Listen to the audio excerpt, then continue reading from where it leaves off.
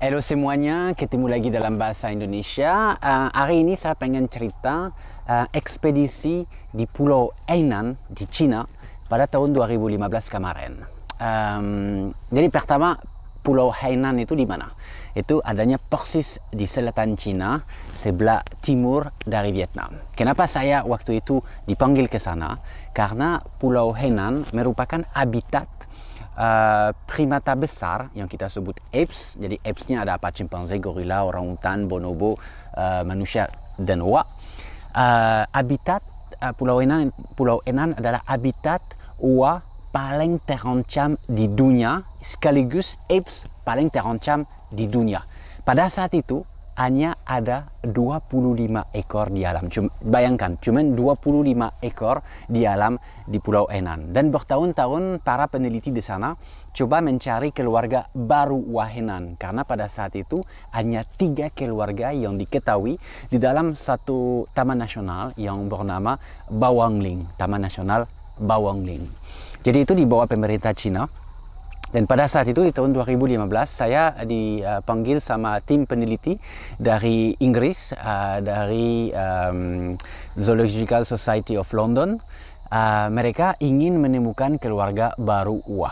Hutan sangat luas di sana, sayangnya pernah terjadi pemburuan besar-besaran di masa lalu. Jadi owanya hampir punah. Dan juga banyak satwa-satwa lainnya yang punah di hutan tersebut. Jadi yang kita sebut itu sindrom hutan kosong. Dan mereka mengharapkan selain 3 keluarga yang sudah diketahui itu masih ada mungkin owa lain. Siapa tahu, tapi belum pernah ditemukan sama para peneliti. Dan itu pencarian sudah berlangsung sedemikian lama. Jadi waktu saya diminta pendapat untuk ikut ekspedisi itu, saya cuma katakan kalau owa itu kan, ingat saya pernah jelasin, mereka bunyi untuk mempertahankan wilayah masing-masing. Setiap pagi mereka bunyi untuk kasih tahu ke owa lain, hati-hati, ini wilayah kami, tidak boleh masuk. Pikiran saya adalah mungkin siapa tahu kalau kita putar balik suara owa di hutan, mungkin owa yang belum diketahui itu kalau memang ada, mereka tidak akan berani menjawab. Karena mungkin mereka sendiri-sendiri. Itu sebabnya selama ini mereka tidak bunyi. Karena mereka belum punya wilayah. Mereka mungkin terisolasi sendiri-sendiri. Jadi mereka diam saja, tidak berani mempertahankan wilayah melalui suara. Tetapi kalau ada suara baru, yaitu dari speaker kita misalnya, siapa tahu mereka akan datang untuk investigasi. Jadi itu ide awal, karena saya sering pakai strategi itu kalau ada owa di sebuah hutan yang kita kira kosong, tidak ada owa liar, kita putar suaranya dan biasa owa liar datang, walaupun belum berkeluarga. Jadi itu idenya, dasarnya, ide dari Kalawet. Jadi saya berangkat ke Cina, saya gabung dengan tim mereka di Hainan, dan kita rencana melakukan strategi itu di hutan yang selama ini tidak ada satu orang pun yang berhasil menemukan Hainan itu. Dibilang memang nggak ada, sudah punah di hutan tersebut. Hanya 3 keluarga yang mereka ikutin, yang sudah tahu dari sejak lama. Grup A, B, C. Kita mulai pada pagi hari dengan orang dari Inggris itu. Dan subuh, karena owanya suka bunyi subuh. Orang Cina itu sama tim Inggris kayaknya kurang cocok. Rasa nasionalisme Cina itu kuat sekali. Para peneliti Inggris itu cuman mungkin melihat sisi konservasi dari sudut yang agak sempit. Pokoknya terasa banget antara pemerintah Cina dan tim peneliti Inggris itu kurang begitu cocok. Buktinya pada hari pertama kami sudah di tengah hutan, muncullah polisi Cina datang minta kami turun dari gunung, karena memang itu hutan Bawangling itu di tengah Pulau Hainan. Pulau Hainan itu cukup maju, maju sekali malah. Di tengah-tengahnya sisa gunung, di situ ada hutannya. Hari pertama polisi muncul di tengah hutan, disuruh kami turun, ditahan di kantor imigrasi. Itu langsung saya merasa kayaknya itu hubungan memang kurang baik antara pemerintah Cina dan para peneliti itu. Hari kedua berangkat ke sana dan subuh rencana mau pasang speaker. Lokasi kita mau putar suara itu sudah dipreseleksi oleh orang penelitian itu dengan catatan, oh ini wilayah di mana ada banyak ficus, pohon favorit owa untuk makan. Jadi banyak makanan, pasti andai ada owa, mereka akan ada di situ. Kita sampai di situ pada subuh hari, dan feeling saya pertama adalah dingin. Dingin banget malah, karena dataran tinggi. Dan saya rasa kalau saya jadi owa, sebelum cari makan, saya akan coba angetin diriku. Saya akan ke atas pohon untuk ketemu sinar matahari dengan posisi yang seperti itu yang sering dilakukan owa. Sedangkan di sana karena topografi yang begitu berat itu ekstrem, ada lembah-lembahnya di mana sinar mataharinya cuma datang di atas jam 9 karena terkurung begitu. Ini suara keras itu ada apa kapal yang lewat. Jadi feeling saya yang pertama adalah itu dingin sekali. Kalau saya jadi owa sebelum cari makan, saya pasti akan mau angkatkan diri. Sebenarnya suka di atas pohon seperti itu untuk kena matahari. Sedangkan di sana dengan topografi yang begitu ekstrem, ada lembah-lembah tertentu, walaupun banyak makanan di pohon-pohon itu lembahnya kena sinar matahari di atas jam 9. Jadi pasti satwa kedinginan. Itu strategi saya, walaupun tidak berdasarkan ilmu pasti, publikasi penelitian yang canggih, cuman perasaan saya. Kalau saya jadi owa, saya akan mau di tempat yang lebih hangat. Karena owanya itu nggak suka dingin. Apalagi di dataran tinggi seperti itu. Bahkan bahaya buat mereka, karena mereka bulunya tebal, andai basah, jangan sampai kedinginan.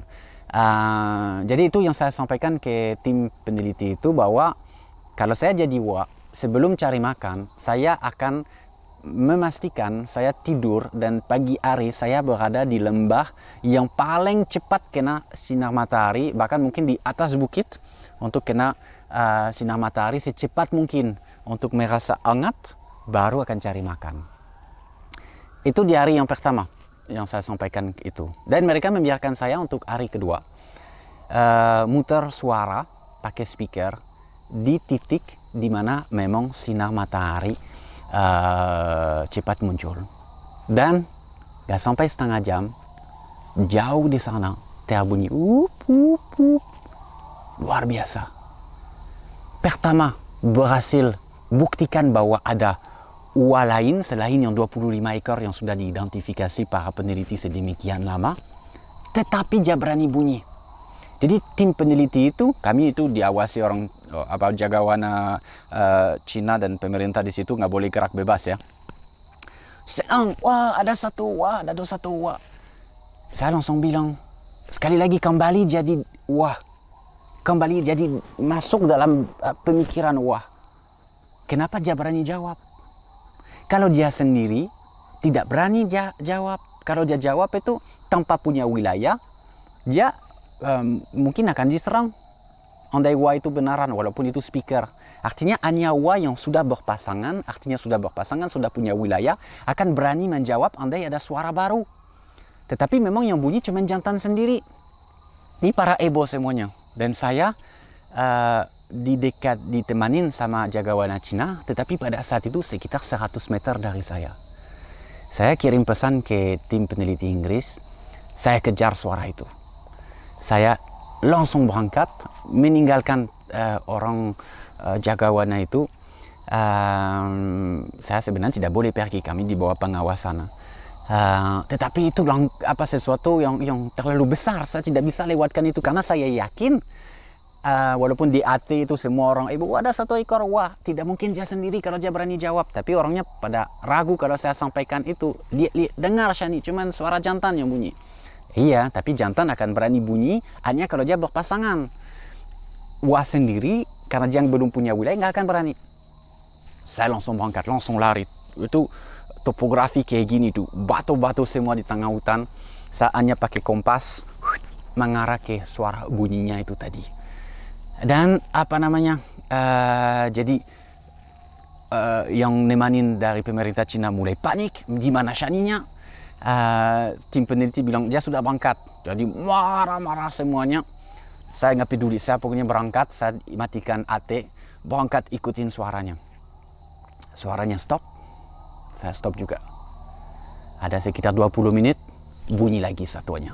Langsung saya menuju ke sana dan saya menemukan satu jantan bersama betina dan bayinya. Ini ada fotonya yang saya ambil pakai iPhone, nggak punya kamera apapun di situ, nggak boleh sekali lagi dengan pemerintah sana. Tapi saya berada di depan keluarga Hainan grup D yang selama ini cari-cari oleh orang peneliti yang sangat hebat. Tetapi dengan satu catatan, ilmu di atas kertas beda dengan pengalaman dan feeling. Kita coba menjadi Wah. Kalau saya jadi Wah, saya akan hidup seperti apa? Saya akan punya kebiasaan seperti itu. Seperti apa? Dan mereka mulai bunyi karena melihat aku. Saya langsung tidur di tanah. Lakukan apa yang saya sering jelasin sama kalian. Lakukan perilaku yang mereka tidak biasa melihat di manusia-manusia lainnya. Dan saya meniru suaranya. Nah, suara dalam sedikit karena mereka jelek suaraku. Tetapi mereka ada suara dalam seperti itu kalau mereka agak stres. Dan betinanya bisa kembali seperti itu di atas aku. Dan disitulah saya berhasil membuat foto. Membuktikan bahwa ada lebih dari 25 ekor dan saya berhasil dapat keluarga yang keempat grup D hanya dalam waktu 2 hari. Saya menghabiskan 1 jam bersama mereka dan akhirnya saya memutuskan untuk kembali karena sekali lagi kayaknya saya akan dapat masalah dengan pemerintah Cina. Jadi saya balik, itu sangat capek karena harus kembali manjat semua yang saya turun itu. Langsung wajah pertama yang saya ketemu itu adalah jagawana yang langsung marah-marah. Tapi marah-marah juga dalam bahasa Cina, saya juga nggak paham. Tetapi saya keluarin iPhone dan saya lihatin. Dan dari wajah yang begitu ya marah lah, itu langsung kelihatan mereka senyum. Dan kita semua peluk-pelukan. Kenapa begitu penting buat pemerintah Cina? Karena Wah adalah satu-satunya apes mereka, primata besar. Dan oleh pemerintah pusat dari Beijing, mereka sangat mengharapkan Wah itu khususnya di Pulau Hainan selamat. Dan adanya keluarga baru itu satu harapan yang luar biasa. Ingatlah, pada dasarnya hanya sisa 25 ekor. Jadi dengan ditemukan satu keluarga baru, jadi bukan cuma satu individu yang kami di sana punya harapan untuk ketemu mungkin 1-2 individu. Ini kita dapat satu pasang yang beranak pula. Jadi satu harapan baru yang luar biasa. Jadi dari perasaan mau marah sama saya karena saya melarikan diri sendiri untuk kejar Wah itu, mereka senang peluk-pelukan sampai mereka mau bikin di kantor Taman Nasional Bawang Bin di sana itu satu papan dengan tulisan saya karena saya ketemu grup D. Kesimpulan dari pengalaman saya itu adalah kalau kita berhasil menyatu dengan alam, saya tidak bilang saya tahu semua tentang Wah segala jauh dari itu, tidak. Tetapi pengalaman di lapangan, menghabiskan banyak waktu sama satwa liar, memungkinkan pada saat tertentu kita bisa merasa apa yang mereka merasa. Dan ujungnya kita bisa berantisipasi. Sekali lagi, andai saya jadi Wah, apa yang saya akan lakukan? Di mana saya akan cari makan? Di mana saya akan tidur? Di mana saya akan angkatkan diri? Dan disitulah saya bisa ketemu keluarga baru Wah Hainan di tahun 2015 kemarin. Itu pengalaman saya buat kalian yang pengen tahu. Oke, kita akan ketemu lagi ya Kamis depan dengan pengalaman lainnya. Ada sekali-sekali aku buat video seperti ini statis umum ke kamera. Ada juga video-video di mana saya akan bawa kalian bersama saya pas dengan satwa liar. Thank you banget, sampai hari Kamis.